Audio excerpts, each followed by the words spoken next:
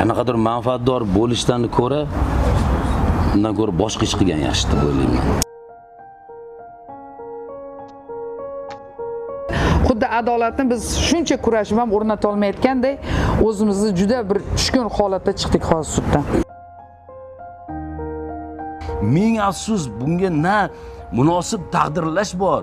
Taqdirlash mayli, ularni xavfsizligi, ularni deylik tinchligi, xotirjam yashashi bugungi kunda ming afsus nolga teng bo'lib qoldi.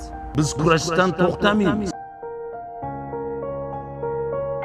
Bugun Toshkent shahar sudida Jahongir To'laganov ishi bo'yicha sud majlisi bo'lib o'tdi.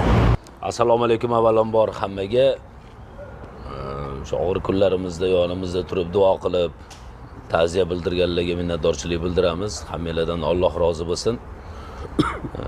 Endi apellyatsiyaga biz bergandik Shayxon Tohir o'sha transport vazirligi bilan bo'lgan masalada va Shayxon Tohir sudi ko'rib chiqqan sud qaroridan norozi bo'lganmiz.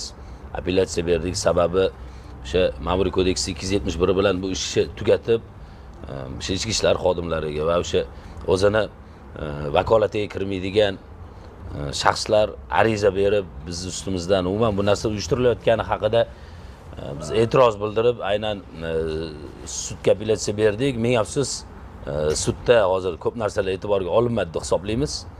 Sababi advokatlarimiz tomonidan qonunlarda yoki konstitutsiyalarda kerakli bo'lgan moddalar bilan hamma narsa asoslantirib berilgan bo'lsa-da, e'tiborga olinmadi va biz albatta taftish instansiyasiga beramiz.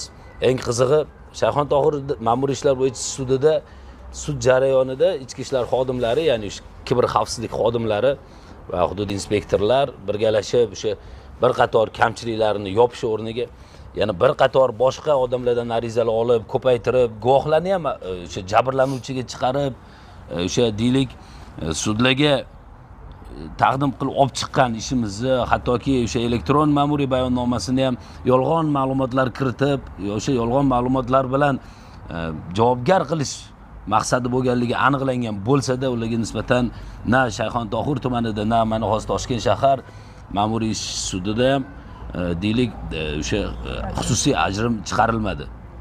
Nima uchun men bilmadim. Hozir xizmat tekshiruviga ketyapti deganda, aynan o'sha Shayxon Tohir ma'muriy ishlarda ichki ishlar xodimlari bizga nisbatan xizmat tekshiruviga ketyapti. Lekin hech qanaqa bir xizmat tekshiruvi ketayotganligi haqida huquqiy hujjat bermagan, yuridik hujjat mavjud bo'lmasa-da, o'sha xizmat tekshiruvi ketayotganligini inobatga sud olib, ularga xususiy ajrim chiqarmaganligini mana guvoh bo'lib turibmiz.